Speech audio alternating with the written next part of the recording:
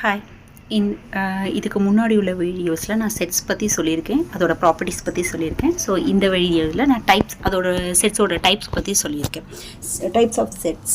First type அதில் empty set. Empty செட்னா என்னென்னா, ஒரு செட்டில் எலமெண்ட்ஸ் எடுத்தோன்னா எந்த ஒரு எலமெண்ட்டுமே இல்லாமல் இருந்துச்சுன்னா அந்த எலமெண்ட் வந்து அந்த செட் வந்து எம்டி செட்.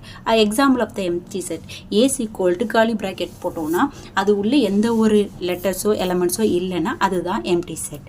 நெக்ஸ்ட்டு நான் சொல்ல போகிறது ஃபைனைட் செட். ஃபைனைட் செட்னா என்ன? ஒரு செட்டுக்குள்ளே நம்பர்ஸோ எலமெண்ட்ஸோ ஓரளவு நம்மளால் லிமிட்டடாக பார்க்கக்கூடியது தான் finite set. Example of the finite set வந்து B is equal to 1 2 3 4 5 அப்படின்னு எடுத்துக்கிட்டோம். இதுதான் இன்ஃபைனைட் செட்டோட எக்ஸாம்பிள். நெக்ஸ்ட்டு இன்ஃபைனைட் செட் பற்றி பார்க்குறோம். இதில் வந்து அன்லிமிட்டட் நம்பர்ஸோ எலமெண்ட்ஸோ ஆப்ஜெக்ட்ஸோ பற்றி சொல்லக்கூடியது தான் இன்ஃபைனைட் செட்டு. இதுக்கு எக்ஸாம்பிள் என்னென்னா, நேச்சுரல் நம்பர்ஸில் எல்லாத்தையும் ஒரு செட் ஆஃப் ஆல் அப்படின்னு எழுதணும்னா அந்த செட்டு தான் இன்ஃபைனைட் செட்டு. Next subset. சப்செட்னா என்னென்னா, ஒரு செட்டில் ஒரு பெரிய செட் எடுத்துக்கிட்டோம், அது உள்ளே இருக்கிற மாதிரி இன்னொரு செட் எடுத்துக்கிறோம். ஸோ அதுதான் இப்போ A subset of B.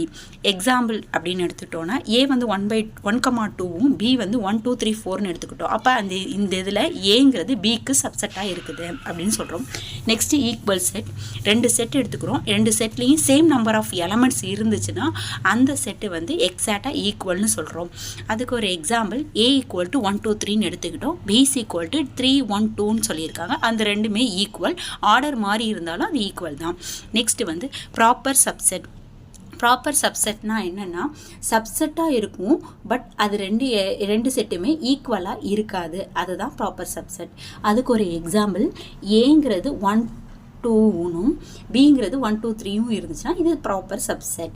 Power செட்னா என்ன அப்படின்னா, பவர் செட்னா ஒரு செட்டுக்குள்ளே இருக்கக்கூடிய ஒவ்வொரு எலமெண்ட்ஸ், இப்போது 0 1 2 3 அப்படின்னு இருக்குன்னா அந்த செட்டு வந்து பவர் இதுக்கு நிறைய சப்செட் வரும். அந்த எல்லா சப்செட்டையும் சேர்த்து ஒரு செட்டுக்குள்ளே எழுதணும்னா அதுதான் பவர் செட்.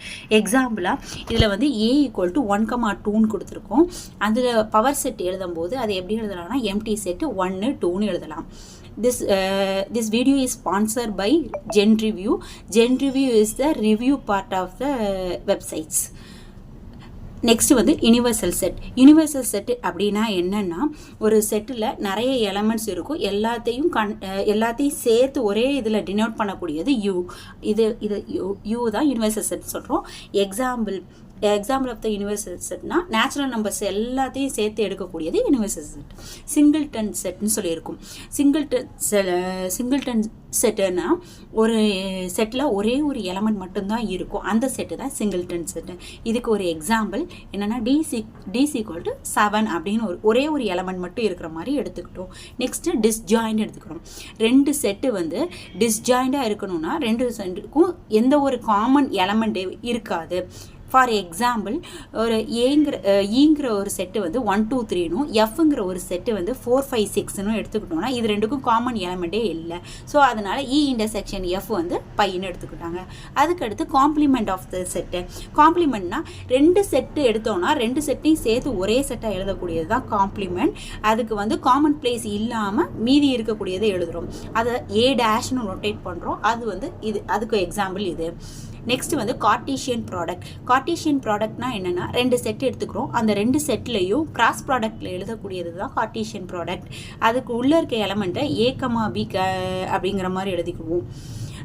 இதில் ஃபார் எக்ஸாம்பிள் என்னென்னா, ஏங்கிற செட்டு வந்து ஃபார் எக்ஸாம்பிள் ஏ வந்து 1,2னும் B X, Yன்னு எடுத்தோம்னா Cartesian product A cross B எப்படி எடுப்போம்னா 1, X 1, Y 2, X 2, Yன்னு எடுப்போம். தேங்க்யூ.